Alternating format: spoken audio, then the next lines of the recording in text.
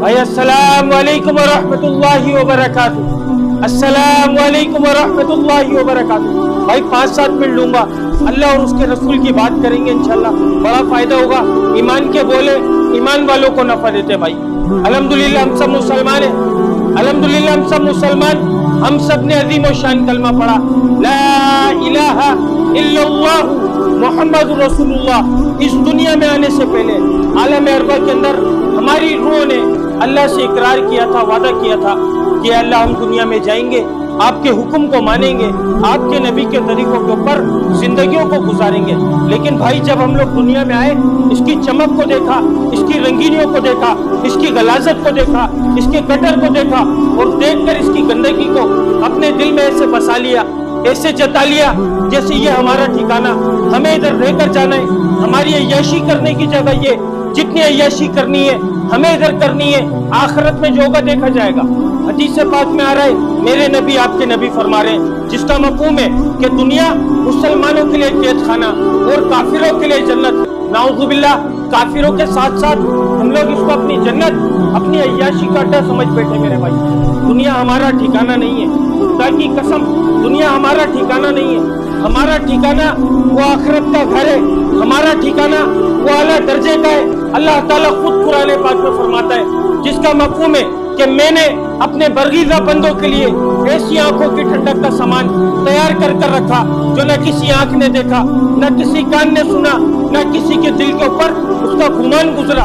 میرے بھائی وہ نعمت کا حقدار کون ہوگا؟ جو اللہ کے حکم کو نبی کے طریقوں سے پورا کرے گا، اس نعمت کا حقدار وہ ہے میرے بھائی۔ جو اس سے ہٹ کر زندگی گزار رہا ہے وہ اس نعمت کا حقدار نہیں ہے۔ جو اس دنیا کی گندگی کے اندر منہ مار رہا ہے وہ اس نعمت کا حقدار نہیں ہے۔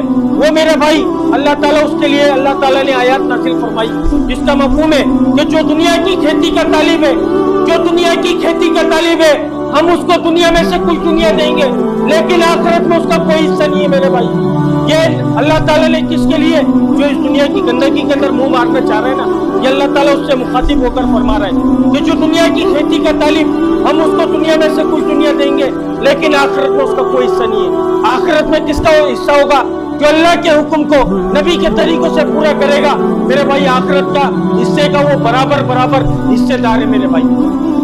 کلمہ پڑھنے کے بعد اللہ تعالیٰ ہم سے یہ چاہ رہا ہے میرا بندہ میرے پاس آئے اور مکمل کامیابی کے ساتھ آئے۔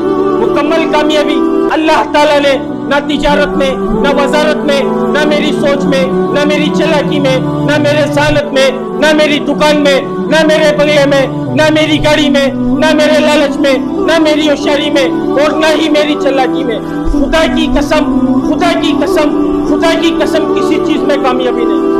کامیابی کا جو دار و مدار رسول اللہ صلی اللہ علیہ وسلم کے مبارک طریقے، مبارک عمل، جو اس کے اوپر زندگی گزارے گا وہ کامیاب، جو اس سے ہٹ کر زندگی گزارے گا وہ ناکام۔ اس پیغام کو بتانے، اس پیغام کو سمجھانے نبی آیا کرتے تھے۔ 1,24,000 پیغمبروں کو اللہ نے دنیا میں معبود فرمایا۔ جتنے بھی نبی آئے سب نے ایک ہی بولوں کو بولا، ایک ہی بات کی دعوت دی، اے لوگو اللہ کی مانو، اللہ کو جانو، پڑھ لو کلمہ لا الہ الا اللہ، کامیاب ہو جاؤ گے۔ جو وقت کے نبی کی بات کو مانتا تھا اللہ تعالیٰ اس کو کامیاب کرتا تھا، جو وقت کے نبی کی بات کو نہیں مانتا تھا اللہ تعالیٰ اس کو ناکام کرتا تھا۔ ہم سب کا ایمان، ہم سب کا یقین رسول اللہ صلی اللہ علیہ وسلم آخری نبی، قیامت تک کوئی نبی نہیں آئے گا۔ تیز آواز سے بولنا، تیز آواز سے بولنا، قیامت تک کوئی نبی آئے گا، قیامت تک کوئی نبی آئے گا، قیامت تک کوئی نبی آئے گا۔ اب یہ کام کون کرے گا میرے بھائی؟ اب یہ کام کون کرے گا؟ دین کو پھیلانا کس کی ذمہ داری؟ میرے باپ کی ذمہ داری۔ دین کو پھیلانا میرے باپ کی ذمہ داری۔ جب کوئی عالم دین دین کو پھیلائے گا، یا کوئی مفتی دین کو پھیلائے گا، یا کوئی مفتی ممبر پر بیٹھ کر دین کو پھیلائے گا، نہیں میرے بھائی، دین کو پھیلانا ہر اس شخص کی ذمہ داری۔ دین سیکھنا علماء دین سے سیکھنا، اور دین پھیلانے کے لیے نہ عالم بننا نہ مفتی بننا ضروری ہے میرے بھائی۔ دین پھیلانا ہر اس شخص کی ذمہ داری جس کے سینے کے اندر لا الہ الا اللہ محمد رسول اللہ، وہ اس محنت کا ذمہ دار، وہ دین کو پھیلانا اس کی ذمہ داری۔ اب وہ ماں کا بیٹا، باپ کا بیٹا، بیوی کا شوہر، بچوں کا باپ، دکان والا، کاروبار والا، دفتر والا، ڈگری والا، عہدے والا، رینجرز والا، پولیس वाला हुक्मरान सियासतन दुनिया के हर महकमे वाला होगा, 100% होगा, माना जाएगा कि है, लेकिन बाद में सबसे पहले अल्लाह के हुक्म को नबी के तरीकों से पूरा करने वाला। मेरे भाई, हम सबकी कामयाबी इस दीन के अंदर है, इसके अलावा कोई दूसरा रास्ता नहीं है। कलमा पढ़ने के बाद जो मुसलमान पे सबसे पहली चीज जो फर्ज हुई है मेरे भाई, वो नमाज है। आज मस्जिदों से सदाएं लग रही होती है हय्या अलल फलाह, हय्या अलल फलाह की, लेकिन खुदा की कसम हमारे कानों के अंदर इसका जर्रा पर भी असर नहीं हो रहा होता। हमारा दिमाग हमारे को बता रहा होता है हय्या अलल फलाह, हय्या अलल फलाह का मतलब ये है कि आओ कामयाबी की तरफ, आओ नमाज की तरफ, और हमारा दिमाग हमारे को कामयाबी दिखा रहा है। दुकान में, दफ्तर में, बिस्तर में, ओहदे में, डिग्री के अंदर, माल के अंदर, किसी की गुलामी करने में, किसी के तलवों को चाटने में, हमारा दिमाग हमारे को ये लाइन दिखा रहा है कि तेरी कामयाबी उन रस्तों में, और अल्लाह का हुक्म आ रहा है हय्या अलल फलाह, हय्या अलल फलाह, आओ नमाज की तरफ, आओ कामयाबी की तरफ। मेरे भाई मान लो, खुदा की कसम हम सबकी कामयाबी नमाज है, खुदा की कसम। इसके अलावा कोई दूसरा ऑप्शन, कोई दूसरा रास्ता नहीं है जो कामयाबी की तरफ लेकर जाए मेरे भाई। इसी पैगाम को आप लोगों तक लेकर आया था। आखिरी बात बोल के बात को खत्म करूंगा।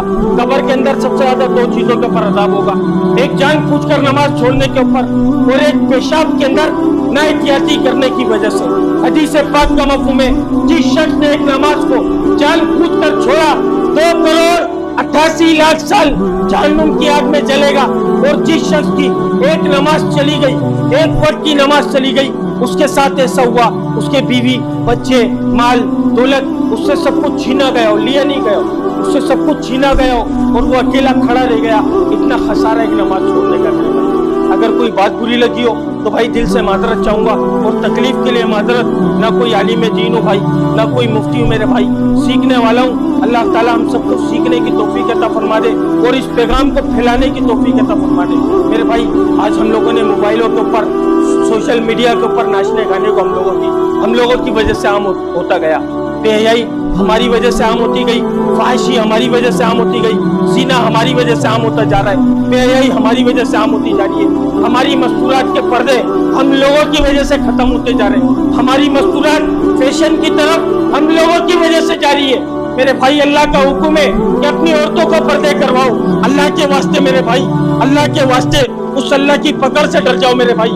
अगर उसने पकड़ा, खुदा की कसम कोई नहीं छुड़ा सकता मेरे भाई, कोई नहीं छुड़ा सकता।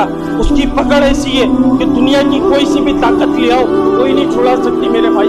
तो मेरे भाई, उसके पास जाने वाले तैयारी कर लो मेरे भाई, उसके पास जाने वाले अमाल कर लो। हम दुनिया में दुनिया बनाने नहीं भेजे गए, हम दुनिया में दुनिया कमाने नहीं भेजे गए, हम सिर्फ उस रब की जात को राजी करने के लिए इस दुनिया में भेजे गए। अल्लाह ताला खुद कुरान पाक में फरमा रहा है, जिसका मफहूम है कि हम आपसे माश नहीं चाह रहे, हम आपसे माश नहीं चाहते, माश हम आपको देंगे। बेहतर अंजाम परहेजगारी है। जो परहेजगारी इख्तियार करेगा, अल्लाह ताला उसको दुनिया में भी चैन देगा, सुकून देगा, राहत देगा, इत्मीनान देगा। मरने के बाद जो जिंदगी आने वाली है उसके अंदर उसको कामयाब कर देगा। अस्सलामु अलैकुम व रहमतुल्लाहि व बरकातहू।